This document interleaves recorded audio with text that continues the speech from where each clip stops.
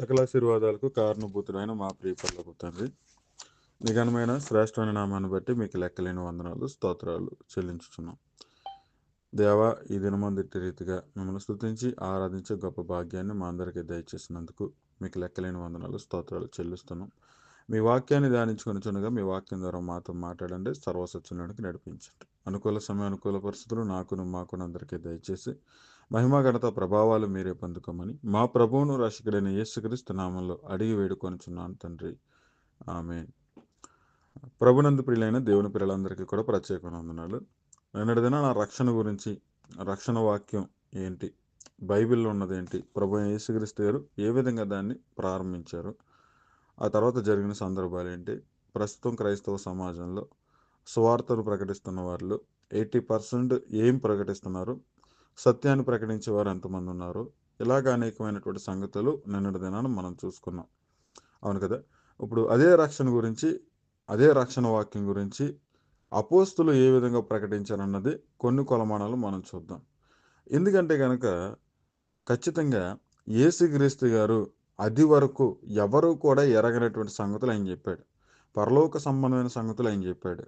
ఆయన మనిషి మరణించిన తర్వాత జరిగే పరిస్థితులు ఏంటని స్పష్టంగా చెప్పారు. ఆయన ఇశ్రాయేలు మధ్యకు వచ్చాడు. ఇశ్రాయేలు మధ్యకు వచ్చి ఆ సంగతులన్నీ కూడా తెలియజేశారు. అయితే అప్పటికింకా ఆయన మరణించలేదు. కానీ ఆయన మరణించి తిరిగి లేచిన తర్వాత యేసుక్రీస్తు గారు ఏదైతే ప్రకటించారో, ఏం ప్రకటించారు ఆయన? నేను లోకంలో ఉన్న మనుషులందరికీ కూడా నిత్య జీవాన్ని ఇవ్వడానికి వచ్చాను. లోకంలో ఉన్నదంతా కూడా ఏదైతే ఉందో వాటన్నిటినీ కూడా తీసివేయడానికి వచ్చాను. అంటే నశించిపోయిన వారందరినీ కూడా వెదక రక్షించడానికి వచ్చాను. చీకటిని తొలగించడానికి వచ్చాను. వెలుగుగా చేయడానికి వచ్చాను. విశ్వసించి ప్రతివాడు కూడా నా యందు నిత్య జీవం గలవాడుగా ఉంటాడు. ఈ రీతిగా ఆయన ప్రకటించినటువంటి విధానం, రక్షణ గురించి తెలియజేసిన సంగతులు నిన్నటి దినాన మనం ధ్యానించుకున్నాం. అయితే ఆయన ఎప్పుడైతే ఆయన తన మరణం గురించి, తన మరణంలో దాగి ఉన్న రక్షణ గురించి, ఏ విధమైన విశ్వాసం ఉంచాలన్న సంగతులు సువార్తలలో స్పష్టంగా మనకి కనబడ్డాయి. ఆయన చనిపోయి తిరిగి లేచిన తర్వాత ఆ విషయాన్ని అపోస్తలులు ప్రపంచంలోనికి తీసుకెళ్ళడం మొదలుపెట్టారు. మొట్టమొదటిగా ఏ ప్రపంచంలోకి తీసుకెళ్లారంటే, యేసుక్రీస్తు గారు 3.5 సంవత్సరాల పాటు ఎవరి మధ్యనైతే సువార్త ప్రకటించారో, ఎవరి మధ్యకైతే వెళ్ళి ప్రతి పట్టణంలో ప్రతి పల్లెలకు కూడా వెళ్ళి ఆయన అద్భుతాలు, ఆశ్చర్యక్రియలు, సూచక క్రియలు చేస్తూ, ఆయన అద్భుతాలు, ఆశ్చర్యక్రియలు, సూచక క్రియలు చేస్తూ ఆయన ఏదైతే ప్రకటించాడో, ఏదైతే తెలియజేశారో ఆ విషయాలు మరలా ఈ అపోస్తులు ప్రకటించడం మొదలుపెట్టారు. ఎవరి మధ్యకి? వారి మధ్యకే వెళ్ళి. అయితే ఇక్కడ యేసుక్రీస్తు గారు ప్రకటించినప్పుడు పరలోక రాజ్యం సమీపించింది అని తెలియజేశారు. అట్ ద సేమ్ టైం పరలోక రాజ్యానికి మార్గం నేనే అని తెలియజేశారు. ఆ తర్వాత ఈ విషయాలు కూడా తెలియజేశారు. ఏంటని? ఏమంటే కనుక మనిషి కుమారుడు మనుషులందరి కొరకై మరణిస్తాడు. మనిషి కుమారుడు పరలోకం నుంచి దిగి వచ్చినటువంటి నేను మనుషులందరూ కూడా నిత్య జీవం పొందుకోవడానికి దేవుడు నన్ను పంపించాడు. వారందరి నిమిత్తమే మరణించి తిరిగి లేవాలి. నా మరణం ప్రపంచ మానవాళికి రక్షణ. ఇలాగ ఆయన అనేక సంగతులు బోధించారు. మనకు సువార్తలు అన్నీ కనబడుతూ ఉంటాయి. ఏదైతే ఈ మాటలు ఉన్నాయో ఈ మాటలన్నీ కూడా యేసుక్రీస్తు గారు తన మరణం గురించి ఏదైతే తెలియజేశారో ఆ మరణాన్ని వీళ్ళు ప్రకటించడం మొదలుపెట్టారు. అదే రక్షణ వాక్యం. వాళ్ళు ప్రకటించినటువంటి విధానం ఒకసారి మనం చూద్దాం. ఎందుకంటే కనుక యేసుక్రీస్తు గారు తెలియజేసింది పర సంబంధమైన సంగతి. దేవుడు లోకం పట్ల ఉన్నటువంటి ప్రేమను ఆయన వెల్లడి చేశాడు. దేవుడు లోకం పట్ల ఏదైతే ప్రణాళిక ఉందో, ఏదైతే మనుషులందరూ కూడా నా ఎద్దుకు రావాలని ఆయన ఏదైతే ఒక విధానాన్ని కనుపరిచారో, ఆ శిలువ బలయాగం ఏదైతే ఉందో దానిని యేసుక్రీస్తు గారు బయలుపరిచారు. అదే విషయాన్ని వీళ్ళు ప్రకటించడం మొదలుపెట్టారు. Okay, right. రక్షణ అనేది చాలా ఇంపార్టెంట్ టాపిక్. సమస్త మానవాళికి కూడా రక్షణ అనేది ఎలా వెళ్ళింది, అది ఎవరు ప్రారంభించడం చేత జరిగింది, దాని వెనకాల ఉన్నటువంటి హస్తం ఏంటి, దాని మూలాలేంటి, ఇవన్నీ కూడా ఖచ్చితంగా మనం అవగాహన కలిగి ఉండాలి. Okay, right. అయితే ఇక్కడ ఒక విషయాన్ని మనం గమనించాలి. యేసుక్రీస్తు గారు చెప్పుచున్న సంగతులు సత్యం. నేను నిజమే చెప్తున్నాను, నేను సత్యమే చెప్తున్నాను, నేను అబద్ధమైతే చెప్పడంలా అని వారు నమ్మడానికి వారి మధ్యన అనేకమైనటువంటి అద్భుతాలు, ఆశ్చర్యక్రియలు, సూచక్రియలు చేశారు.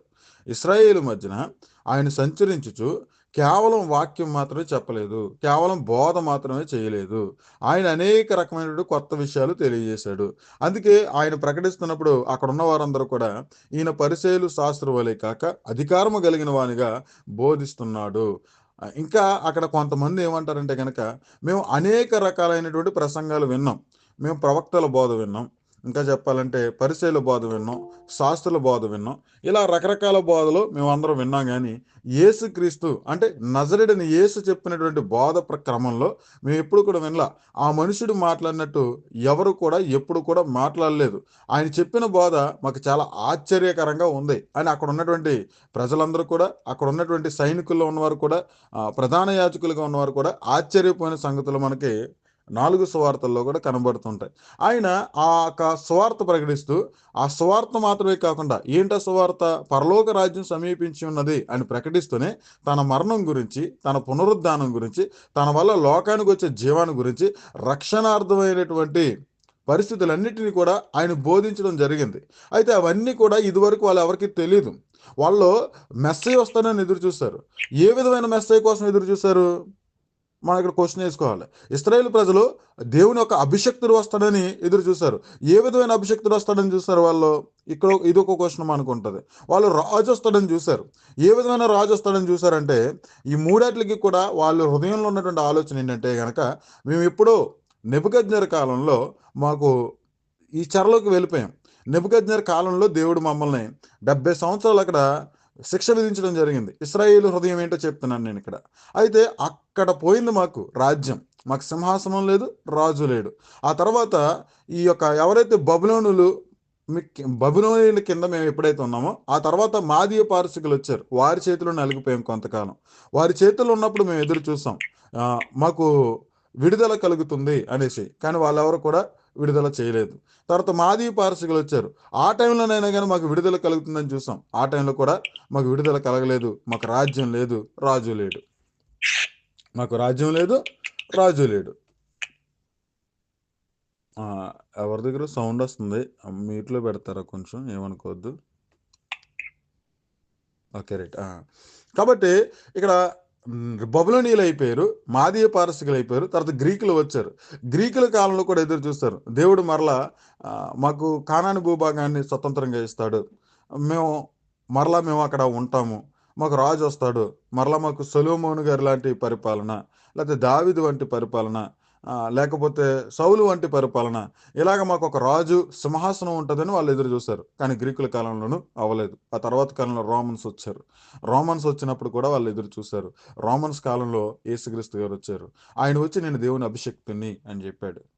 ఆయన సమాజ మందిరంలో సువార్త ప్రకటిస్తున్నప్పుడు, ఇదిగో దేవుని ఆత్మ నా మీద నిలిచి ఉన్నది, బేదలకు సువార్త ప్రకటించుటకై, నలిగిన వారిని విడిపించుటకై, గుడ్డి వారికి చూపునిచ్చుటకై, ఇలాంటి ఒక లేఖనాన్ని పట్టుకొచ్చి, యెషయా గ్రంథంలో ఒక లేఖనాన్ని పట్టుకొచ్చి ఆయన చదివిన తర్వాత, మీ వినికిడిలో ఈ లేఖనం నెరవేరిందని స్పష్టంగా ఆయన చెప్పాడు. అయితే వాళ్ళు ఎదురు చూస్తుందంతా కూడా ఏ విధమైన రక్షకుడి గురించి ఎదురు చూస్తారంటే, రోమా ప్రభుత్వంలో నుంచి విడిపించి మాకు స్వతంత్రాన్ని ఇచ్చి మరలా మాకు రాజ్యాన్ని అనుగ్రహిస్తాడన్న రీతిగా ఆ విధమైన రక్షకుడి కోసం ఎదురు చూశారు. రాజు అంటే ఏ విధమైన రాజుగా చూశారంటే కనుక, మరలా మాకు సింహాసనం వస్తుంది, మరలా మాకు రాజ్యం వస్తుంది, దేవుడు మరలా మమ్మల్ని నిలబెట్టుకుంటాడు. కాబట్టి ఆ విధమైన రాజు కోసం ఎదురు చూశారు. కానీ వీళ్ళు ఎదురు చూసినటువంటి రాజు ఆ రీతిగా ఆలోచన క్రమంగా రాలేదు. రాజు వచ్చాడు, అభిషక్తుడు వచ్చాడు, రక్షకుడు వచ్చాడు. అయితే వీరు కోరుకున్నటువంటి రీతిగా ఆ రక్షకుడు లేడు. వీరు కోరుకున్న రీతిగా ఆ అభిషక్తుడు లేడు. వీరు కోరుకున్న రీతిగా ఆ మెస్సయ్య లేడు. వీరు కోరుకున్న రీతిగా కాకుండా ఆ మెస్సయ్య సిలువ వేయబడ్డాడు, ఆ అభిషక్తుడు సిలువ వేయబడ్డాడు, ఆ రక్షకుడు సిలువ వేయబడ్డాడు. సిలువ మరణం ద్వారా ప్రపంచ మానవాళికి వచ్చేటటువంటి రక్షణ గురించి వీళ్ళకి ఆలోచన లేదు. కానీ యేసుక్రీస్తు గారు నేను అభిషక్తుని అని చెప్పారు, మెస్సయ్యని అని చెప్పాడు, నేను ఎందు నిమిత్తం వచ్చానని చెప్పారు. అయితే వీళ్ళు ఎదురు చూసినటువంటి రక్షకుడు, వీళ్ళ ఆలోచనలో ఉన్నటువంటి రాజు ఈ విధంగా వస్తాడో అని వీళ్ళు ఎదురు చూడలేదు. వీళ్ళు ఇటువంటి రాజు కోసం, ఇటువంటి రక్షకుడు కోసం ఎదురు చూడలేదు. కానీ రోమా ప్రభుత్వంలోంచి ఈ ఇశ్రాయేలు రాజ్యాన్ని విడిపిస్తాడు, మరలా మాకు రాజు, సింహాసనం, రాజ్యం, ప్రపంచాన్ని పరిపాలించే వారంగా ఉంటాం మేము. మా దేశం మునుపు సౌలు కాలంలో, దావీదు కాలంలో, సొలొమోను కాలంలో ఎలాగైతుందో అలాంటి పరిస్థితులు వస్తాయి. అలాంటి పరిస్థితుల కోసం వీళ్ళందరూ ఎదురు చూస్తారు. కానీ యేసుక్రీస్తు గారు వచ్చి ఏం చేశారు? రోమన్స్ మీదకి యుద్ధం వెళ్ళా, రోమన్స్ మీద తిరుగుబాటు చేయలే, బరబ్బా అనే వ్యక్తితో కూడా చేతులు కలపలా, రోమన్స్ మీద వ్యతిరేకించి రోమా ప్రభుత్వాన్ని పడగొట్టాలనేసి ఆయన ఆలోచించలా. ఆయన రాజు అని ప్రకటించుకున్నాడు. కానీ రోమా ప్రభుత్వాన్ని పడగొట్టి ఇశ్రాయేలు రాజ్యాన్ని ఏలే రాజుగా ఆయన రాలా. ప్రపంచాన్ని పరిపాలించే రాజుగా వచ్చాడు. ఆయన రక్షకుడిగా వచ్చాడు. ఏ విధమైన రక్షకుడిగా వచ్చాడు? ప్రపంచంలో ఉన్న మనుషులందరూ కూడా మరణించిన తర్వాత నిత్య నరకాగ్నికి రెండవ మరణానికి వెళ్ళిపోతున్నారు. ఆ మరణం నుంచి విడిపించడానికి వచ్చినటువంటి పాప క్షమాపణ విడుదల కలగజేసే రక్షకుడిగా వచ్చాడు. ఆయన అభిషక్తుడిగా వచ్చాడు. ఈ రీతిగా ప్రపంచంలో ఉన్న మానవాళ్ళందరి కొరకు కూడా దేవుని గొర్రెపిల్లగా, బలి అయిపోయే గొర్రెపిల్లగా, బలి అయినటువంటి గొర్రెపిల్ల రాజుగా ఉండాలనేసి దేవుడు పెట్టిన నియమం ప్రకారంగా ఆయన వచ్చాడు. అదే విషయాలు ఆయన చెప్పాడు. ఆయన చెప్తున్నటువంటి సంగతులు, నేను చెప్తున్న సత్యం. ఆయన డైరెక్ట్ ఏమన్నాడంటే, నేను పరలోకం నుండి దిగి వచ్చాను అంటున్నాడు. వాస్తవానికి ఆయన యేసేపు మరియల కుమారుడు కదా, ఆ విషయం అందరికీ తెలుసు కదా. మరి ఆయన ఏమంటున్నాడు? నేను పరలోకం నుండి దిగి వచ్చిన జీవాహారాన్ని అని అంటున్నాడు. ఈ మాట ఎలా ఉంటుంది వాళ్ళకి? పరలోకం నుండి దిగి రావడం అంటే ఏమనుకుంటారు? అరే, ఇతను మన వంటి శరీరం కలిగి ఉన్నాడు, మన వంటి ఆలోచనలు కలిగి ఉన్నాడు, మన వంటి పరిస్థితులు కలిగి ఉన్నాడు, ఇతను పరలోకం నుంచి దిగి రావడం ఏంటి అని ఒక క్వశ్చన్ వస్తుంది. అవును కదా. ఆయన పరలోకం నుంచి దిగి వచ్చాడు. ఎలా వచ్చాడు? తల్లి గర్భం ద్వారా వచ్చాడు. తల్లి గర్భం ద్వారా ఆయన వస్తాడు అనేసి యెషయా ప్రవక్త ద్వారా దేవుడు ప్రవచనం ఏదైతే చెప్పాడో ఆ ప్రవచన ప్రకారంగా ఆయన రావడం జరిగింది. ఈ విషయాలన్నీ కూడా మనకు సువార్తల్లో స్పష్టంగా కనబడుతుంటాయి. యేసుక్రీస్తు గారు నిజమే చెప్పారు, ఎక్కడ అబద్ధం చెప్పలా, అన్ని నిజాలు చెప్పారు. అయితే నేను పరలోకం నుండి దిగి వచ్చాను, నేను మనిషి కుమారుని, నేను దేవుని ఒక అభిషక్తుని, ఈ లోక రక్షకుని అని మీరు నమ్మినట్లుగా ఆయన అనేకమైన అద్భుతాలు, సూచక క్రియలు చేశాడు. ఆయన అద్భుతాలు, ఆశ్చర్యక్రియలు, సూచక్రియలు చేశాడు. ఆయన లేఖనాన్ని చూపించి మాట్లాడాడు. ధర్మశాస్త్రం నా గురించి చెప్తుంది. ధర్మశాస్త్రం నేను ఏదైతే వచ్చి చేస్తానో, రక్షకుడు, అభిషక్తుడు, మెస్సే వచ్చి ఏదైతే చేస్తాడో ఆ క్రియలన్నీ చేస్తున్నాను. మరి అతని మాట మీరు వినాలి కదా. ఏ క్రియలైతే మీకు కనబడతాయో, దృష్టాంతంగా కనబడతాయో, ఆ క్రియలు చేస్తున్న వాడు ఎవరైతే ఉన్నారో ఆయన దేవుని అభిషక్తుడని మీరు నమ్మాలి. ఆయన దేవుడు పంపించిన మనిషి కుమారుడని మీరు నమ్మాలి. ఆయన దేవుని కుమారుడని మీరు నమ్మాలి.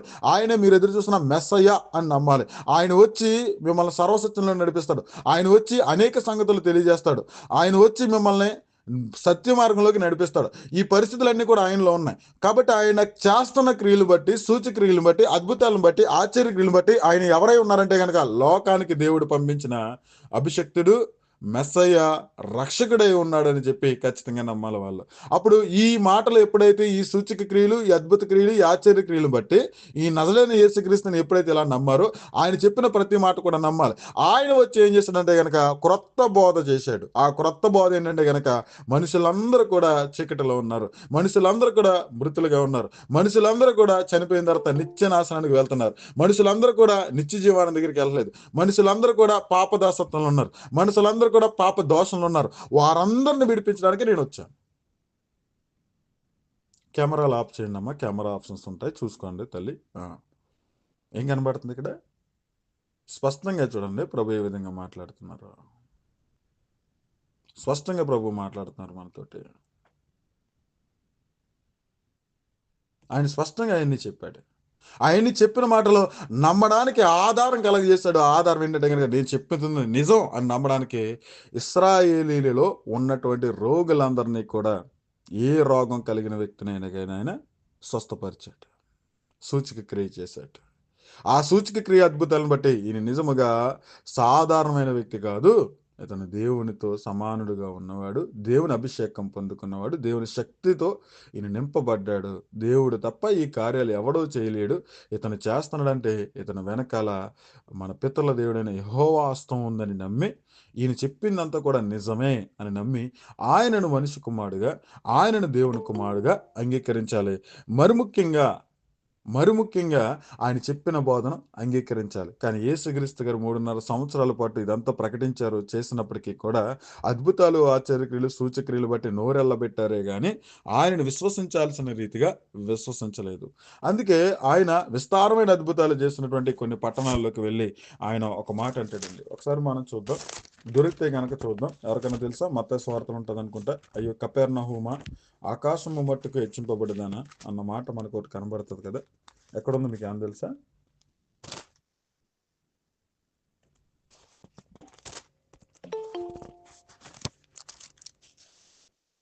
చూద్దాం ఒకసారి.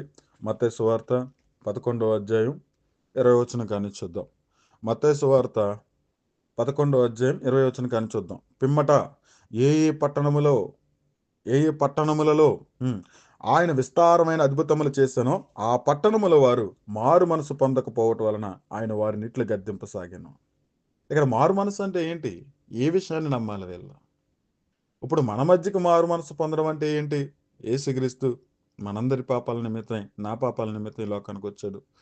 సిలువలో మరణించాడు, తిరిగి లేచాడు. ఆయనందు విశ్వాసం ద్వారా నాకు రక్షణ కలుగుతుంది. ఆయనందు విశ్వాసం ద్వారా నా పాపదాసత్వం పోతుంది. ఆయనందు విశ్వాసం ద్వారా దేవుడు ఎలాగైతే ఏ స్వరూపంలో ఏ పోలికలు అయితే ఉన్నాడో అదే పోలికలుగా నేను మార్చబడుతున్నాను. ఆయన సత్యం. ఈ సువార్త ప్రకటన ద్వారా మనం కలిగి ఉండాల్సిన విశ్వాస వాక్యం ఇదే. అవును కదా! మరి ఇక్కడ ఎప్పుడైతే ఈ వాక్యాన్ని విశ్వసించామో అప్పుడు మనం మనసు మార్చుకున్నాం. అంటే యేసుక్రీస్తే నిజమైన ప్రభువు అని అంగీకరించడమే మన హృదయం మార్చుకున్నాం అక్కడ. Okay, right. ఇక్కడ మారు మనసు అంటే ఏంటి అర్థం? అప్పటికింకా ఆయన చనిపోలేదు కదా! అప్పటికింకా ఆయన చనిపోయి తిరిగి లేవలేదు కదా! మరి ఇక్కడ మారు మనసు పొందడం అంటే ఏంటి? ఏ విషయంలో వీళ్ళు మారు మనసు పొందాలి? ఇది చాలా కాంప్లికేటెడ్. ఖచ్చితంగా మనం దీన్ని ఆలోచించాలి. ఈ వచనాన్ని దాటిపోకూడదు మనం. ఎందుకంటే ఇక్కడ ఈ పట్టణాలకి దేవుడు ప్రభువైన యేసుక్రీస్తు గారు స్పష్టంగా ఒక శాపాన్ని చెప్తాడు. అది భవిష్యత్తులో జరిగిపోయింది. దాన్ని కూడా ఆ హిస్టరీ కూడా మీకు చెప్తాను ఖచ్చితంగా. ఇక్కడ మత్తయి సువార్త 11వ అధ్యాయం 20వ వచనంలో పిమ్మట ఏ ఏ పట్టణములలో ఆయన విస్తారమైన అద్భుతములు చేశానో ఆ పట్టణముల వారు మారు మనసు పొందకపోవటం వలన ఆయన వారినిట్లు గద్దింపసాగాను. ఆశ్చర్యకరమైన విషయం ఏంటంటే గనక ఈయన చాలా పట్టణాలకు వెళ్ళాడు.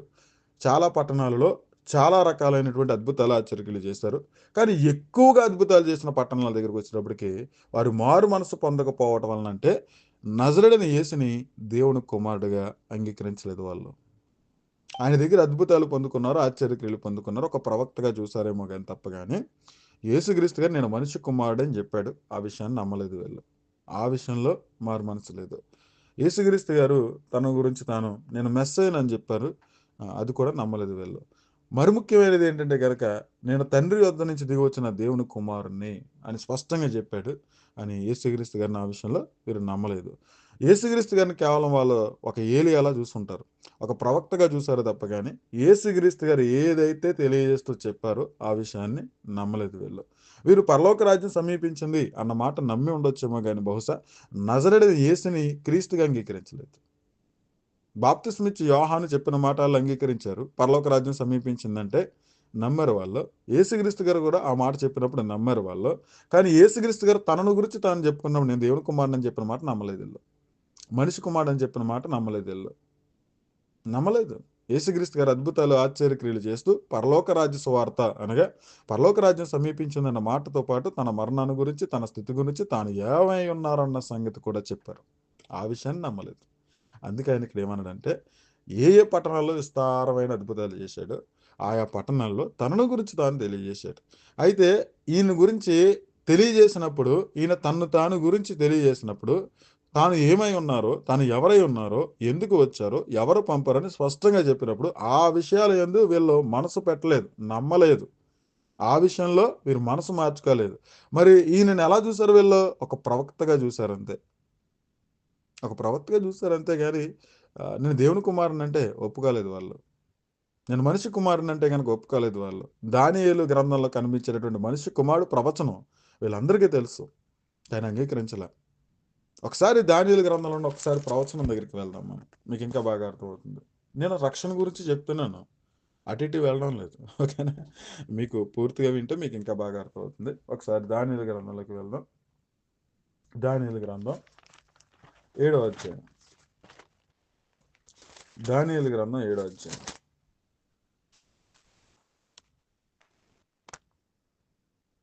దానియేలు గ్రంథం 7వ అధ్యాయం 13వ వచనాన్ని చూద్దాం.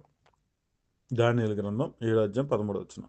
రాత్రి కలిగిన దర్శనములను నేను ఇంకొన చూడగా ఆకాశ మేఘారూఢుడై మనిషి కుమారుని పోలిన ఒకడు వచ్చి.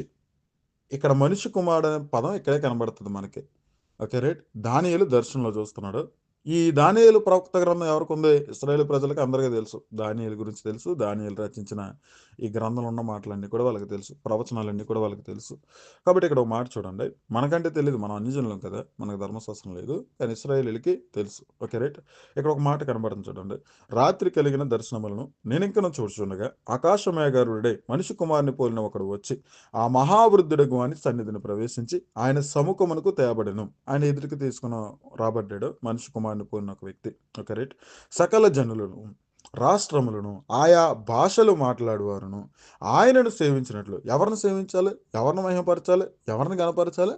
మనిషి కుమారుడిగా పిలువబడ్డాడే ఇక్కడ వృద్ధుని సింహాసనం ఎదుట. ఈ వృద్ధుడు ఎవరంటే కనుక తండ్రి అయిన దేవుడు యెహోవా. ఓకే. రైట్. మరి మనిషి కుమారుడు ఎవరు? ప్రభువైన యేసుక్రీస్తు. పరలోకంలో ఒక దర్శనాన్ని చూస్తున్నాడు. ఆ దర్శనాన్ని రాస్తున్నాడు దానియేలు. దర్శనంలో ప్రభు ఏదైతే చూపించారో ఆ దానియేలుకి వచ్చినటువంటి దర్శనాన్ని రాస్తున్నాడు ఇక్కడ. రాసే క్రమంలో ఏమన్నాడు చూడండి 14 వచనంలో, సకల జనులను, రాష్ట్రములను, ఆయా భాషలు మాట్లాడువారును ఆయనను సేవించినట్లు ప్రభుత్వమును, మహిమయు, ఆధిపత్యమును ఆయనకియ్యబడెను. ఆయన ప్రభుత్వము శాశ్వతమైనది, అదన్నిటికీ తొలగిపోదు. ఆయన రాజ్యము ఎప్పుడు లయము కాదు. ఈ 14వ వచనం మనకు తెలియదు. మరి ఎవరికి తెలుసు? ఇశ్రాయేలు ప్రజలకు తెలుసు. మనకెందుకు తెలీదు? మనకు ధర్మశాస్త్రం లేదుగా, మన అన్యజనులు. కానీ ఈ మాట ఎవరికి తెలుసు? ఇశ్రాయేలు ప్రజలకు తెలుసు. మరి యేసుక్రీస్తు గారు చెప్పింది ఏంటి? నేను మనిషి కుమారుడు అని చెప్పాడు కదా! మరి మనిషి కుమారుడికి పరలోకమందు ఉన్నటువంటి దేవుడు ఎటువంటి అధికారాన్ని ఇచ్చాడు? ఆయా భాషలు మాట్లాడేవారు, ఆయా జాతుల వారు, సకల రాష్ట్రములు ఆయనను సేవించినట్లుగా ఆయనకి అధికారం ఇవ్వబడింది. ఇప్పుడు మనిషి కుమారుని నేను అని సాధారణంగా మాట్లాడేస్తే సరిపోదును. అంటే సాధారణంగా మాట్లాడితే నమ్మకపోవడానికి వీళ్ళకి రీజను సరిపోదును. కానీ ఆయన అద్భుతాలు చేశాడు. ఆశ్చర్యక్రియలు చేశాడు. సూచక క్రియలు చేశాడు. లేఖనం ఎత్తి మాట్లాడాడు. ఆయన అద్భుతాలు ఆశ్చర్యక్రియలు చేసిన తర్వాత మనిషి కుమారుడికి భూమి మీద పాపములు క్షమించే అధికారము కలదని మీరు తెలుసుకున్నట్లుగా ఈ కార్యం చేస్తున్నాను అన్నాడు. మనిషి కుమారుడు ఎత్తబడవలెను. మనిషి కుమారుని యందు విశ్వాసం ఉంచిన వాడు నిత్య జీవం పొందవలని లేఖనం నెరవాలన్న రీతిగా ఆయన 4 సువార్తల్లో యేసుక్రీస్తు గారు తన సొంత మాటల్లో నేను మనిషి కుమారుని అని చెప్పాడు. నేను దేవుని కుమారుని అని చెప్పాడు. నేను దేవుని చేత అభిషేకించబడిన దేవుడు గొర్రెపిల్ల రాజు అని చెప్పాడు. నన్ను పరలోకంలోనే దేవుడు అభిషేకించి ఈ లోకానికి పంపించాడు. తల్లి గర్భంలోకి ప్రవేశపెట్టక మునిపే, పిండముగా ఉండక మునిపే రాజుగా నియమించేశాడు. ఎవరు? దేవుడు. అందుకే తూర్పు దేశ జ్ఞానులు వచ్చి ఏమడుగుతారు? యూదుల రాజుగా పుట్టిన వాడెక్కడా? యూదులకి రాజు ఎప్పుడు అవుతాడు? పుట్టుకతో రాజు అవడు. ప్రవక్త ద్వారా అభిషేకించబడిన తర్వాత రాజు అవుతాడు. ఏ యూదులు రాజ్యానికి, ఇశ్రాయేలు రాజ్యానికైనా, యోధా రాజ్యానికైనా రాజు అవ్వాలంటే ప్రవక్త వెళ్ళి అభిషేకించాలి తైలంతోటి ధర్మశాస్త్ర క్రమం ప్రకారంగా. ఖచ్చితంగా దావీదు కుమారుడు కావచ్చు, సొలొమోను కుమారుడు కావచ్చు, ఎంత గొప్ప రాజు కుమారుడైనా దేవుడు ఖచ్చితంగా ప్రవక్తను పంపించి ఏ ఏ ఏ వయసులో అయినా కానీ ఖచ్చితంగా ప్రవక్త అభిషేకిస్తేనే రాజు అవుతాడు. మరి ఈ రాజుని ఎవరు అభిషేకించారు? ఈ రాజుని అభిషేకించిన విధానం ఎక్కడ కనబడింది? దానియేలు గ్రంథంలో కనబడింది. మనిషి కుమారుని దేవుడు అభిషేకించి, దీవించి, రాజుగా నియమించి ఇదిగో లోకంలోనికి పంపించాడు. లోకంలో ఉన్న ఆయా దేశ భాషలు మాట్లాడేవాళ్ళు, ఆ సకల జనులందరూ కూడా ఈయన ప్రభుత్వం కింద ఉండాలి. ఈయనను గనపరచాలి. ఈయనను సేవించాలి. ఈయన రాజు అని అన్నట్టు. అందుకే తూర్పు దేశ జ్ఞానులు వచ్చి అన్నారు, యూదుల రాజుగా పుట్టిన వాడెక్కడా? అసలు రాజుగా అభిషేకించింది ఎవరో? దేవుడు. అందుకే యేసుక్రీస్తు గారు 2-3 సంవత్సరాలు సువార్త ప్రకటించిన తర్వాత ఆయన రాజుగా ఊరేగింపబడుతున్నప్పుడు అక్కడికి వచ్చిన పరిసయ్యులు, శాస్త్రులు, సద్దూకయ్యులు ఇశ్రాయేలు రాజుకి జయం అన్న రీతిగా వాళ్ళు మట్టలు పట్టుకుని యెరూషలేము వీధులలో ఈయనే రాజు అనేసి ప్రకటన చేస్తూ ఉంటారు. ఆయన గాడిద పళ్ళ ఎక్కొస్తూ ఉంటాడు. అక్కడ ఉన్న పరిసయ్యులు, శాస్త్రులు, సద్దూకయ్యులు, ప్రధాన యాజకులు అంటారు, ఓయ్ బోధకుడా, ఓయ్ నజరేయుడైన యేసు, ఈ మాట వింటున్నావా నువ్వు? వాళ్ళేం పలుకుతున్నారో నీకు తెలుస్తుందా అసలు అని అంటారు. ఎందుకంటే గనక ఎవరిని అభిషేకించారు? ఏ ప్రవక్తని అభిషేకించాడు?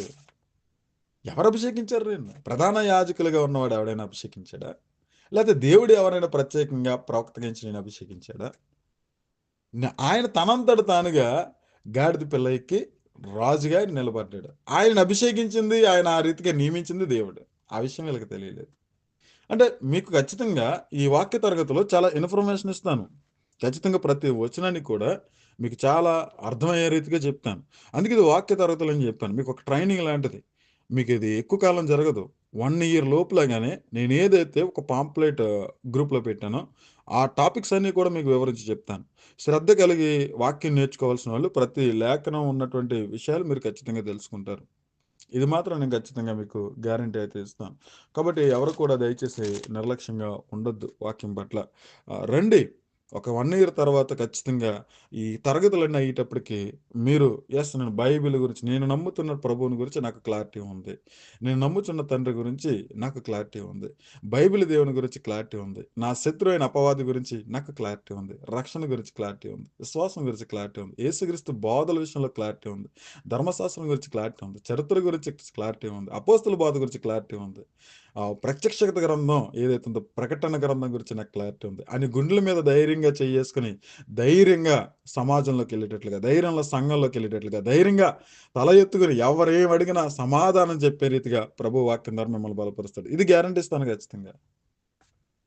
ఎందుకంటే నేను పెట్టగథలు చెప్పను. ఎందుకంటే నేను ఈ ఆశీర్వాద బోధలో ఇటువైపు నేను మిమ్మల్ని తీసుకెళ్ళను. ఉన్నది ఉన్నట్టుగానే సత్యంలోకి నడిపిస్తాను. సత్యమందు ప్రతిష్ఠింపబడిన వారు ఎవరైనా గానీ ఖచ్చితంగా మిగిలిన వారిని కూడా సత్యంలోకి నడిపిస్తారు. కాబట్టి ఈ రక్షణ వాక్యం గురించే నేను మీకు చెప్తున్నా. అదే టాపిక్. అక్కడికే వస్తాను చివరికొచ్చేటప్పటికి. అయితే యేసుక్రీస్తు గారు రక్షణ వాక్యం గురించి అనగా ఆయన మరణము, ఆయన పునరుద్ధానము గురించి, ఆయన మనిషి కుమారుడు ఎత్తబడతాడన్న సంగతుల గురించి, దేవుని అభిషిక్తుడు మరణిస్తాడన్న సంగతుల గురించి ఆయన సొంత మాటల్లోనే తెలియజేశాడు.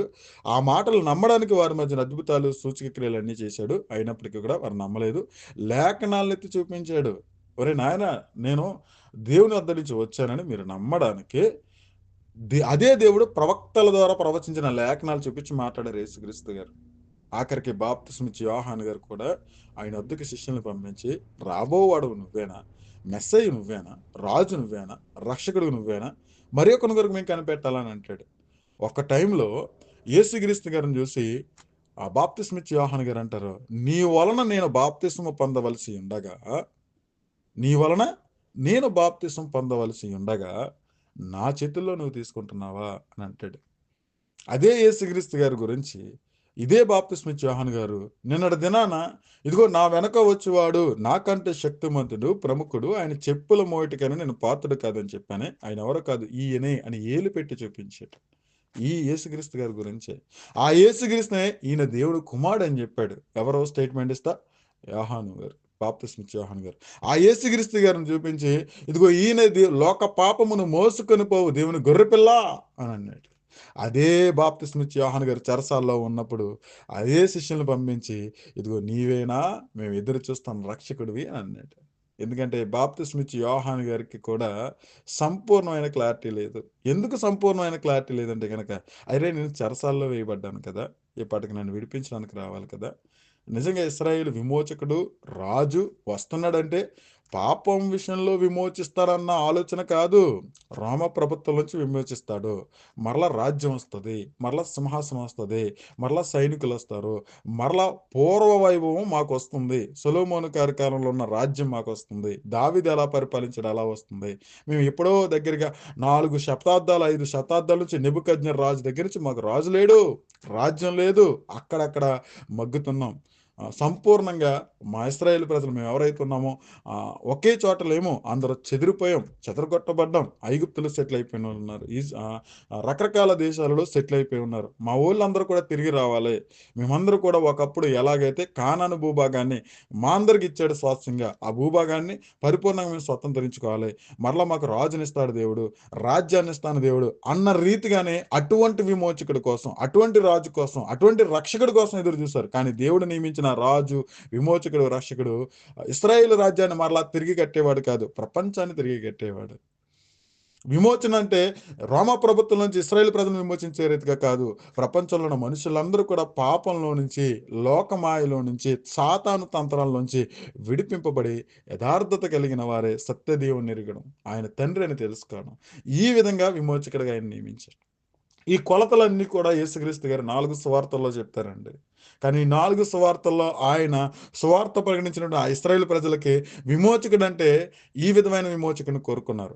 విమోచకుడంటే, రక్షకుడంటే, అభిషిక్తుడంటే రాజ్యాన్ని ఏలే రాజుగా చూశారు. కానీ దేవుడు నియమించినటువంటి విమోచకుడు ఆ విమోచన వేరు. దేవుడు రక్షించాలనుకున్నటువంటి రక్షణకర్త ఎవరైతే ఉన్నారో ఆయన రక్షకుడిగా ఏ విషయంలో పెట్టాడన్న సంగతులు వారికి తెలీదు. వారికి తెలీదు కాబట్టే నేను రక్షకుడిని అని చెప్పాడు. అయితే నేనిచ్చే రక్షణ ఏంటంటే గనక రెండవ మరణం నుంచి విడుదల చేయడం. రెండవ మరణంలోకి వెళ్ళిపోకుండా వారు నిత్య జీవాన్ని స్వతంత్రించుకునే రీతిగా నా మరణ మూలంగా మార్గం ఏర్పరచడం. ఈ రక్షణ గురించి చెప్పాడాయన. నేను విమోచకుడినే. కాకపోతే ఇశ్రాయేలీయుల్ని రోమా ప్రభుత్వం నుంచి విడిపించే విమోచకుడిని కాదు. ప్రపంచంలో మనుషులందరినీ కూడా త్రోవ తప్పిపోయిన వారందరినీ కూడా త్రోవలో పెట్టేవాడిని, మార్గంలో పెట్టేవాడిని.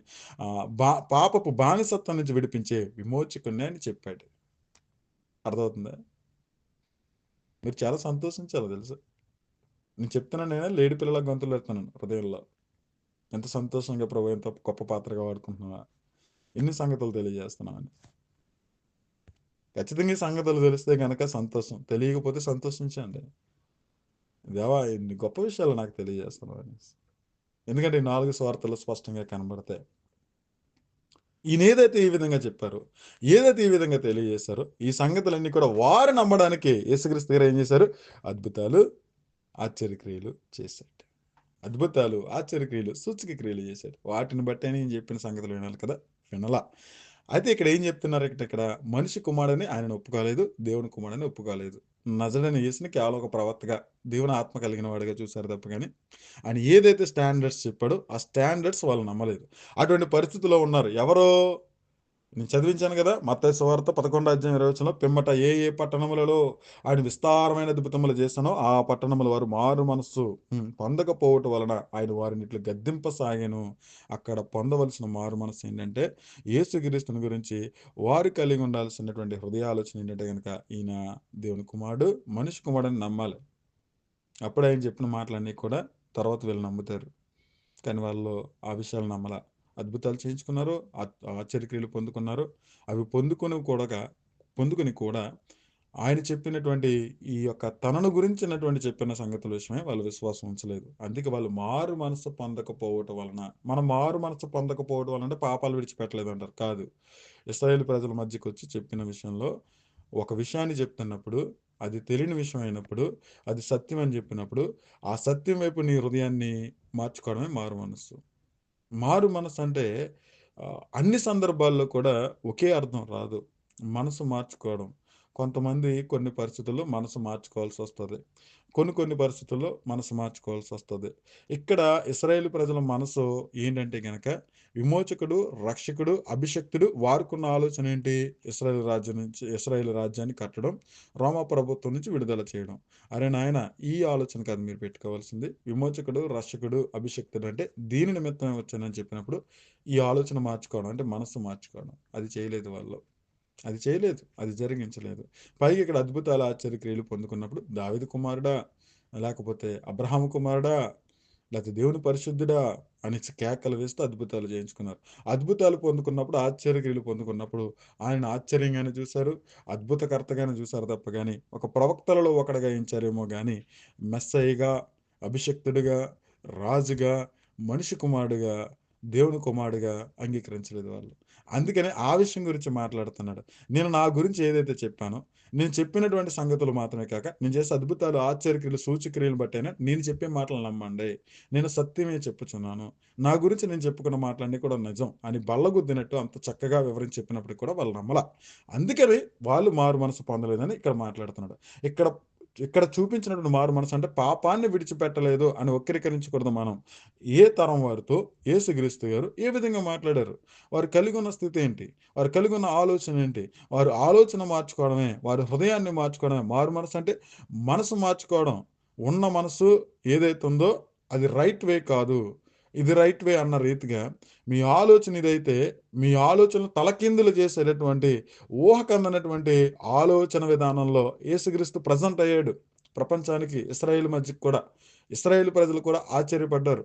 ఇశ్రాయేలు ప్రజలు కూడా అరే మేము ఎదురు చూస్తున్నటువంటి వారిని కాదు కదా, మాకు కావాల్సినటువంటి వారిని కాదు కదా, అయితే ఈయన వచ్చి స్పష్టంగా ఏ విధంగా మాట్లాడుతున్నారో అన్న పరిస్థితులు ఇక్కడ కనబడుతూ ఉన్నాయి. అమ్మ కెమెరా ఆప్షన్ ఉంటుంది చూడండి, అది ఆఫ్ చేయండి తల్లి. పక్కన కెమెరా ఆప్షన్ ఉంటుంది చూడండి.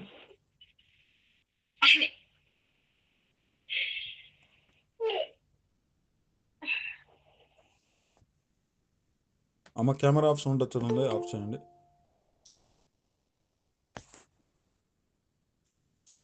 రైట్. వెల్, అయితే మనకి ఇక్కడ ఇటువంటి పరిస్థితులన్నీ కనబడుతున్నాయి. కాబట్టి ఈ పరిస్థితుల విషయంలో వీళ్ళు ఎలా ఉన్నారని చెప్పి అప్పుడు స్పష్టంగా మాట్లాడుతున్న మాట ఏంటంటే గనుక 21 వచనంలో అయ్యో కొరజినా! అయితే ఏ పట్టణాల్లోకి వెళ్ళాడంటే కొన్ని పట్టణాలు మనకు కనబడతాయి. రక్షణ వాక్యానికి దీనికి సంబంధం ఏంటంటే ఖచ్చితంగా ఉంది. ఖచ్చితంగా ఉంది. దాని గురించే మనం మాట్లాడుకుంటున్నాం. ఈ విషయాన్ని గమనించండి. ఓకే. రైట్. చూద్దాం ఒకసారి. అయ్యో కొరజినా! అయ్యో బెత్సయిదా! హ్మ్. మీ మధ్యన చేయబడిన అద్భుతములు తూరు సీదోను పట్టణములో చేయబడిన ఎడల ఆ పట్టణముల వారు పూర్వమే గోనె పట్టా కట్టుకుని బూడిద వేసుకుని మారు మనసు పొందియుందురు. ఇక్కడ 21వ వచనంలో ఒక మాట మాట్లాడుతున్నారు. గోనె పట్ట, బూడిదే, మారు మనస్సు అన్నది పశ్చాత్తాపానికి, ఒక విషయాన్ని అంగీకరించడానికి, ఒక పరిస్థితిని సమాధానపరుచుకోవడానికి సూచనగా ఉంది వాళ్ళకి. ఈ గోనె పట్ట, పశ్చాత్తాపం, ఈ బూడిద అన్నది వీళ్ళకి తెలుసు. ఇశ్రాయేలు ప్రజలకి ఈ పరిస్థితి స్పష్టంగా తెలుసు. అమ్మ కెమెరా ఆఫ్ చేస్తున్నారా, ఆన్ చేస్తున్నారా ఒకసారి చూడండి. ఆఫ్ చేయండి కెమెరా. రైట్. ఓకే. ఇక్కడ ఏం కనబడుతుందో చూద్దాం ఒకసారి చూడండి. ఇక్కడ అయ్యో కొరజిన, బెత్సయిదా అనే పట్టణాలు ఏవైతే ఉన్నాయో వాటి మధ్యన అద్భుతాలు, ఆశ్చర్యక్రియలు చేసినప్పటికీ కూడా వారు నజరుడైన యేసుని క్రీస్తుగా అంగీకరించలేదు. ఇంకా చెప్పాలంటే ఆయనను అభిషిక్తుడిగా చూడలేదు, మనిషి కుమారుడిగా చూడలేదు. ఆయన తన గురించి తాను చెప్పిన వాటి యందు వారు మనసు పెట్టలేదు. ఆ విషయంలో మారలేదు. వారు మనసులో అనిశ్చిత కలిగి లేరు. కాబట్టి ఈయన ఏమంటున్నారంటే తూరు సీదోను పట్టణాలు అంటే అన్యుల పట్టణాలు. అక్కడ ఉన్న వాళ్ళందరూ కూడా అన్యజనులు. మీ మధ్యన చేసిన అద్భుతాలు వారి మధ్యకి వెళ్ళి చేసి నేను మెస్సయ్యని, నేనే రక్షకుని అని చెప్తే వారు ఖచ్చితంగా మారు మనసు పొందుకుంటారు. ఈ లేఖనం గుర్తుపెట్టుకోండి. ఈ వచనం గుర్తుపెట్టుకోండి. ఇది చాలా ఇంపార్టెంట్.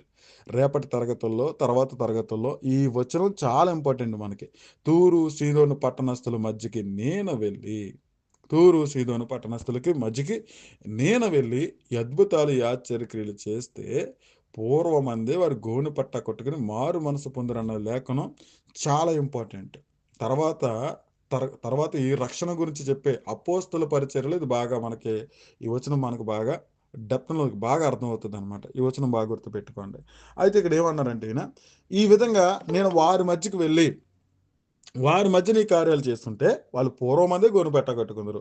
అయితే మీరు వినలేదు కాబట్టి, మీరు నన్ను నమ్మలేదు కాబట్టి, మీ పరిస్థితి ఎలా ఉంటదంటే అని చెప్పి 23 వచనంలో చూడండి. 22 వచనం. విమర్శ దినమందు మీ గతి కంటే తూరు సీదోను పట్టణముల వారి గతి వారదగినదై ఉన్నదని మీతో చెప్పుచున్నాను. డైరెక్ట్‌గా 22వ వచనంలో ఏమన్నారంటే తీర్పు దినం రోజున మీ పరిస్థితి ఎలా ఉంటది? ఇలాంటి పరిస్థితులు ఉంటాయి అన్న రీతిగా స్పష్టంగా చెప్పేశారు. 24వ వచనం ఒక్కసారి మనం చూద్దాం. ఓకే. 23వ వచనం. కపెర్నహూమా ఆకాశము మట్టుకు హెచ్చింపబడెదవా? నీవు పాతాళము వరకు దిగిపోయేదవు. నీలో చేయబడిన అద్భుతములు సొదొమలో చేయబడిన ఎడల అది నేటి వరకు నిలిచి ఉండును. ఒక మాట అన్నారు. ఏమన్నారంటే గనక కపెర్నహూం అనే పట్టణంలో కూడా ఆయన విస్తారమైన అద్భుతాలు చేశాడు. వాళ్ళు కూడా ఈయనను ఏ విధంగా చూడాలో ఆ విధంగా చూడల.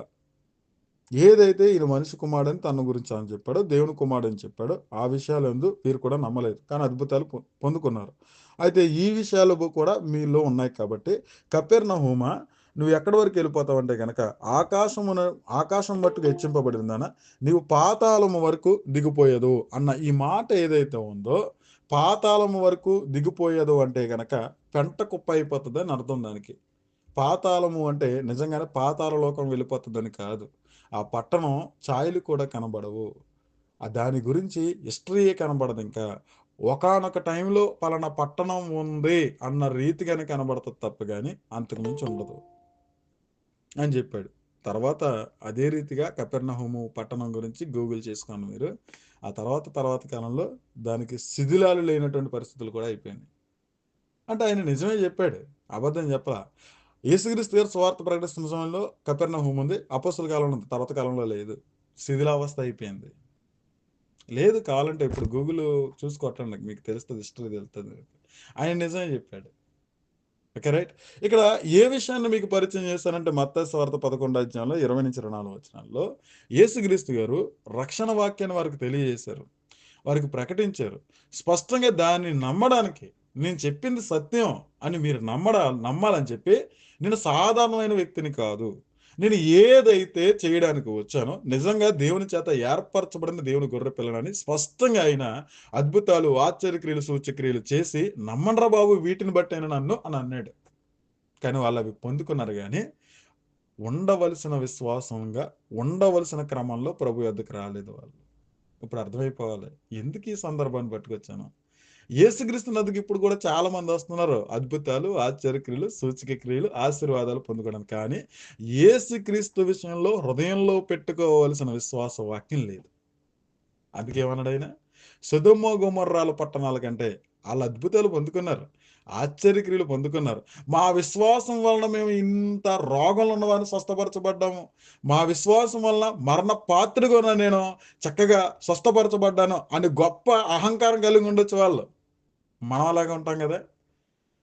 యేసుక్రీస్తుని గురించి మనకు తెలియకపోయినా, యేసుక్రీస్తునందు మన ఆలోచన ఉండాల్సిన రీతిగా లేకపోయినా గానీ, నేను గొప్ప భక్తిపరుడిని, గొప్ప భక్తురాలిని కాబట్టే నాకు ఈ కార్యాలు జరుగుతున్నాయి అని అనుకున్నారు. ఈళ్ళు కూడా జరుకున్నారు. దేవుడు మమ్మల్ని ఎంతగానో ప్రేమించాడు, అద్భుతాలు చేశాడు, ఆశ్చర్యక్రియలు చేశాడు. మా జీవితాలలో గొప్ప వెలుగు చూస్తున్నాం మేము. మా జీవితాలలో నడవలేని స్థితిలో ఉన్ననకు కాళ్ళిచ్చాడు. గుడ్డివాడుగా ఉన్న నన్ను గుడ్డితనం పోగొట్టాడు. కళ్ళారా చూస్తున్నాను. కుష్టి వ్యాధితో ఇలాగే చచ్చిపోతాను ఊరు బయట అనుకున్న నన్ను ఏం చేశాడు? కుష్ఠరోగం నుండి స్వస్థపరిచాడు. దేవుడు నన్ను ఎంతగానో ప్రేమించాడు అని సంబరాలు చేసుకున్న రీతిగానే ఉన్నారు ఈ కపెర్నహూమోళ్ళైనా, ఈ తూరు ఎవరైతే ఉన్నారో ఈ యొక్క ఇంకెవరున్నారు ఇక్కడ? బెత్సయిదా వారైనా, కొరజిన వారైనా గాని ఇలాగే ఉన్నారు. కానీ యేసుక్రీస్తునందు ఉంచాల్సిన విశ్వాసం, యేసుక్రీస్తు గారి పట్ల కలిగి ఉండాల్సిన మనసు కలిగి లేరు. వెంటనే అన్నాడు, మీ గతి ఎలా ఉంటదంటే సొదొమ, గొమొర్రా పట్టణాల కంటే దారుణంగా ఉంటది. అర్థమైపోవాలి ఇప్పుడు మనకి. ఎలా అప్రోచ్ అవుతున్నావు నువ్వు? యేసుక్రీస్తునందు ఉంచవలసిన మనస్సు లేకపోతే ఆయన తీర్పు చెప్తున్నాడు చూడండి ఇక్కడ. ఇప్పుడు మనందరం కూడా అలాగే ఉంటున్నాం. అవునా కదా? ఉంచాల్సిన స్థితి, ఉంచాల్సిన క్రమం లేదు. ప్రభువుని ఎలా గుర్తించాలో అలాగే గుర్తించాలని చెప్పాడు.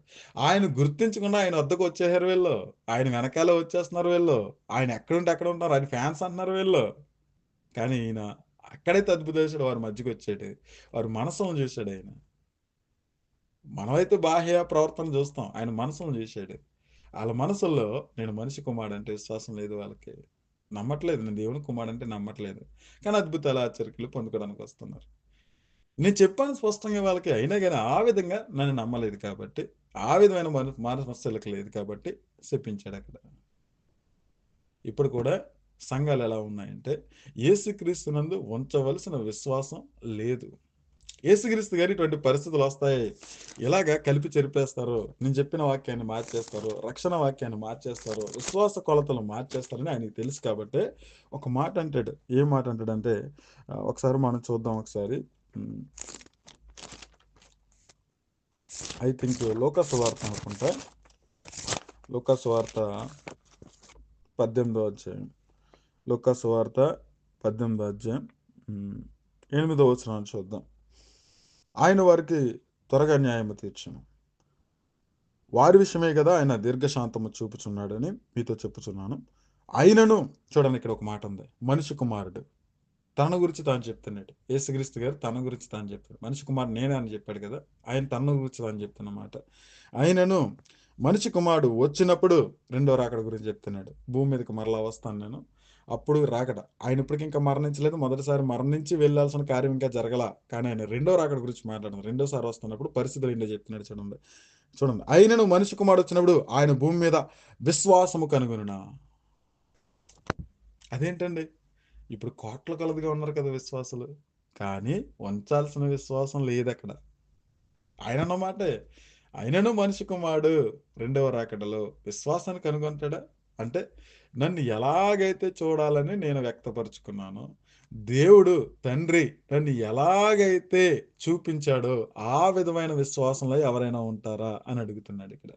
మరి ఏ విధమైన విశ్వాసంలో ఉన్నారు అందరూ? ఆపదల మృక్కులవాడు, ఆశీర్వాదాలు ఇచ్చేవాడు, అప్పుల బాధలు తెచ్చేవాడు, అద్భుతాలు, ఆశ్చర్యక్రియలు, సూచక్రియలు చేసేవాడు, విస్తారమైనటువంటి ప్రేమ కలిగిన దేవుడు, కృపా కనికరం గల దేవుడు, అని చెప్పుకుంటూ ఆయన దగ్గర నుంచి మేలులు పొందుకుంటూ ఆయనను వెంబడించే వారముగా, అంటే ఏ విధంగా, ఈ విధంగా ఆయన వెనకాల వెళ్ళే వారంగానే ఉన్నారు. ఈ విశ్వాసాన్ని కలిగి ఉన్నారు. ఇప్పుడు చాలా మట్టుకు అందరూ ఇలాగే ఉన్నారు. చాలా మట్టుకు ఇలాగే ఉన్నారు అందరూ. విశ్వాసము కనుగొనంటే యేసు క్రీస్తునందు ఉంచవలసిన రక్షణార్థమైనటువంటి విశ్వాసం ఏదైతే ఉందో అది ఉండాలి. అది కలిగుండి బాప్తిసం తీసుకోవాలి. అది కలిగుండి జీవించాలి. అది కలిగి ఉంటేనే క్రీస్తు మనస్సు కలిగి నువ్వు ఉంటావు. క్రీస్తు అడుగు జాడల్లో నువ్వు నడుస్తావు. కానీ ఈరోజు ఆ విశ్వాసం లేదు. అందుకే అన్నాడు, మనిషి కుమారుడు రెండవ రాకడలో ఆ విశ్వాసమును భూమి మీద కనుగొనునా అని అన్నాడు. ఈరోజు రకరకాల విశ్వాసాలు, రకరకాల సిద్ధాంతాలు, రకరకాల ఆలోచనలు, కానీ యేసుక్రీస్తు గారు చెప్పిన విశ్వాస వాక్యం ఒక్కటే. మనందరికీ కలిగిన విశ్వాస వాక్యము ఒక్కటే అని పౌలు కూడా చెప్తాడు. ఆ విశ్వాస వాక్యాన్ని వాళ్ళు ప్రపంచంలోకి తీసుకెళ్లారు. ఈరోజు విశ్వాస వాక్యం మారిపోయింది. రకరకాల విశ్వాసాలు, రకరకాల సిద్ధాంతపరమైనటువంటి ఆలోచనలు, రక్షణ వాక్యం మార్చివేయబడింది. రక్షణ వాక్యాన్ని సాతాను ఏం చేశాడు? కలిపి చెరిపేశాడు. ఈ పరిస్థితి వస్తానే మనిషి కుమారుడు రెండవ రాకడలో విశ్వాసమును కనుగొనునా అన్నదంటే ప్రపంచంలో ఉన్న కోట్ల మంది జనాభాలో ఆ విశ్వాసహీనులైపోతారు. ప్రభు నద్దకి ఎలాగ అప్రోచ్ అవ్వాలో, ఎలా దగ్గరికి రావాలో, ఏ విధమైన హృదయం కలిగి ఉండాలో ఆ హృదయం నుంచి తొలగిపోయి తమకు నచ్చిన మార్గంలో సాతాను వేసిన పీతులు ఆచార సంబంధమైన భక్తి కలిగినటువంటి విశ్వాసంలోనే ఉంటారు. అదే భక్తి అనుకుంటారు. ఆల్రెడీ అది ఏమైపోయింది? వ్యాప్తి చెందింది. ఆల్రెడీ అది ప్రపంచానికి అంటుకుంది. క్రైస్తవ సమాజానికి అంటుకుంది. అందుకే భక్తి అంటే ఇదే అన్న రీతిగా 40 డేస్ పరిచయం అయ్యాయి. భక్తి అంటే ఇదని డిసెంబర్ నెల పరిచయం అయింది. భక్తి అంటే ఇదని సభలో ఉపవాస కొడుకులు పరిచయం అయ్యాయి. భక్తి అంటే ఇదని వెళ్ళి రావడం మొదలైంది. భక్తి అంటే ఇదని మొదటి నెలలో మొదటి వారంలో తీసుకునే రొట్టె ద్రాక్ష రసాన్ని కూడా పట్టుకొచ్చి ఆ విధంగా చేసేసారు. నేను నిజమే మాట్లాడుతున్నాను, అబద్ధం చెప్పట్లా, సత్యమే మాట్లాడుతున్నాను.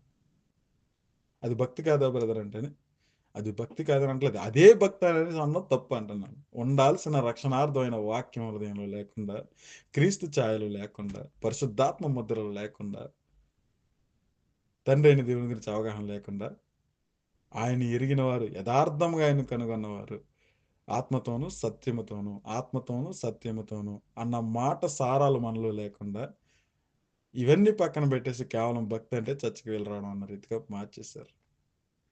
బాప్తిసం తీసుకుంటే ఖచ్చితంగా మొదటి నెలలో రొట్టె ద్రాక్షరసం తీసుకోవాలని ఆచారంగా మార్చేశారు.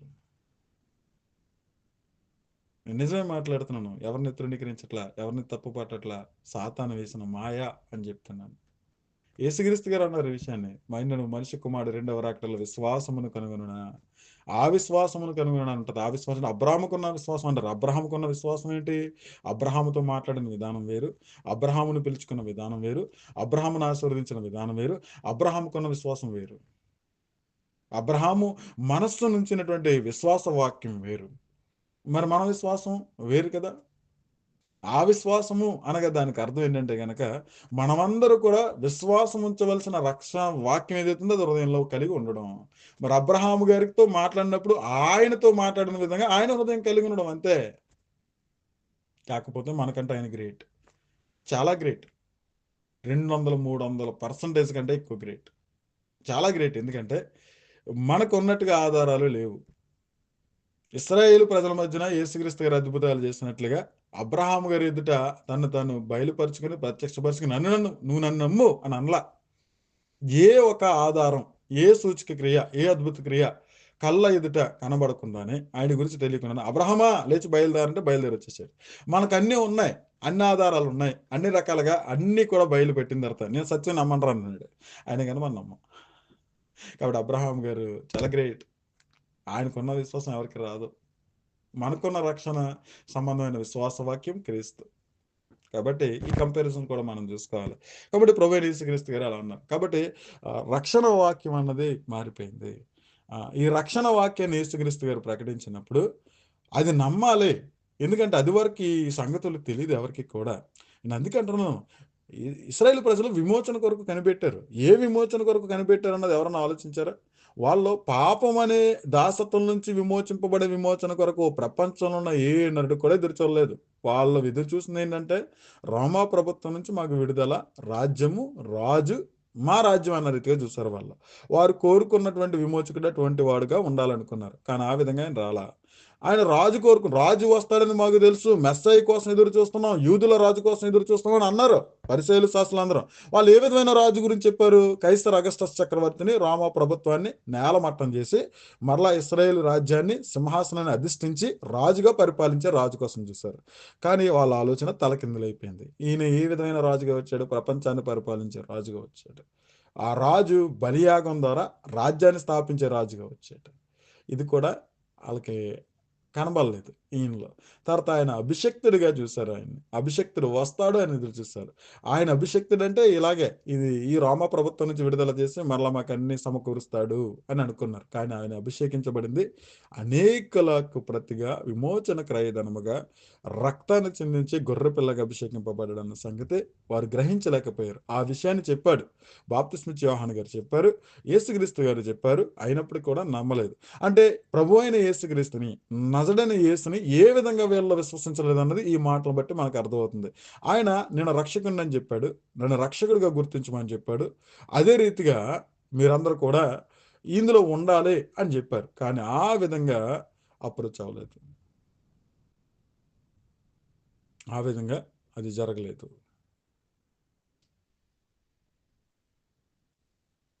ఎవరమ్మా ఏదో నొక్కేసినట్టున్నారు, ప్రజెంట్ చేస్తున్నట్టు. Right, okay. చూద్దాం ఒకసారి. కాబట్టి ఈ విధంగా ఇక్కడ వాళ్ళు నమ్మలేదు. కాబట్టి మన దగ్గరకు కూడా యేసుక్రీస్తు గారి గురించి నిజమైన రక్షణ వాక్యం రాలా. అది వస్తే గనక మనలో వాక్యం కనబడుతుంది. మనలో సర్వసత్యం, మనం ఖచ్చితంగా సర్వసత్యం ప్రతిష్ఠింపబడతాం. లేఖనం స్పష్టంగా అర్థమవుతుంది. ఎందుకంటే పరిశుద్ధాత్ముడు వచ్చేది సర్వసత్యంలో నడిపించడానికి. వాస్తవానికి అపోస్తులకి ఆ సర్వసత్యాన్ని తెలియజేశాడు. ఆ సర్వసత్యంలో ప్రతిష్ఠింపజేశాడు. ఆ అపోస్తులే ప్రపంచానికి వెళ్ళి సర్వసత్యాన్ని ప్రకటించారు. అదే మనం కలిగి ఉండాలి. కానీ ఈ రోజు ఏమైందంటే అపోస్తుల బోధ కలిపి చెరిపేశారు. అపోస్తుల బోధ ఉన్నదన్నట్టుగా చెప్పడం మానేశారు.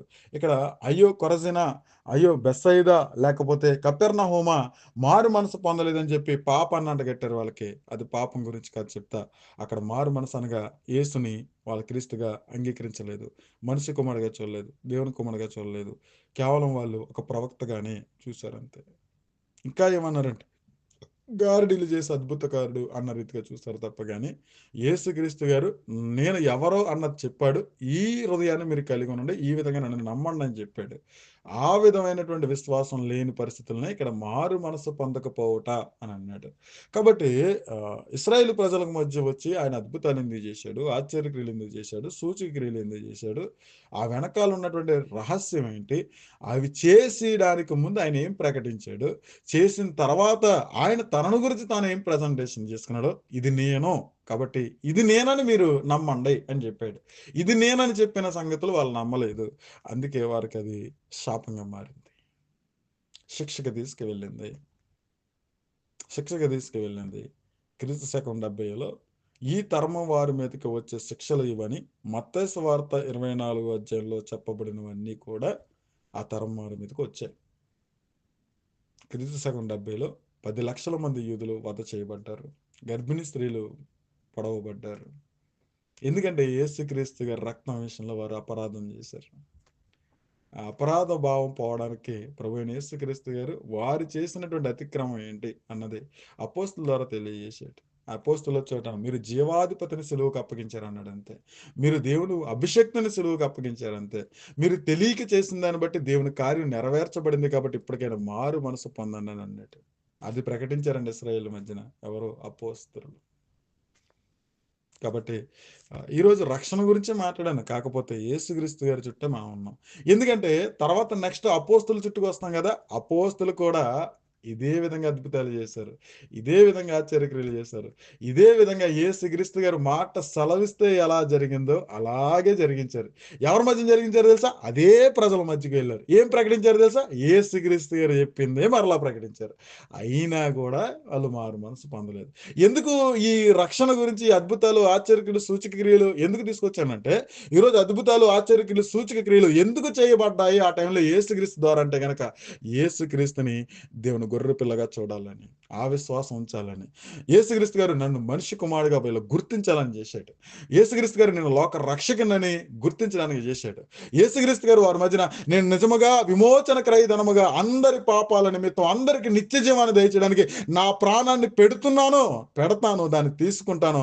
దాని ద్వారా రక్షణ కలుగుతుందన్న వాక్యాన్ని నమ్మడానికి అద్భుతాలు ఆశ్చర్యక్రియలు చేశాడు. యేసుక్రీస్తు గారు నోటంపటి నుంచే ప్రతి మాట నిజము. ఆయన చేసిన అద్భుతాలను బట్టి అయినా, సూచక క్రియలను బట్టి అయినా అది నమ్మాలని చేశాడు. కానీ ఈ రోజున ఆ వాక్యం లేని అద్భుతాలు, ఆశ్చర్యక్రియలు, ఆశీర్వచనాలు ఈరోజు సంఘంలో ఉన్నాయి. ఆ వాక్యం లేదు, కానీ అవన్నీ ఉన్నాయంటున్నాడు.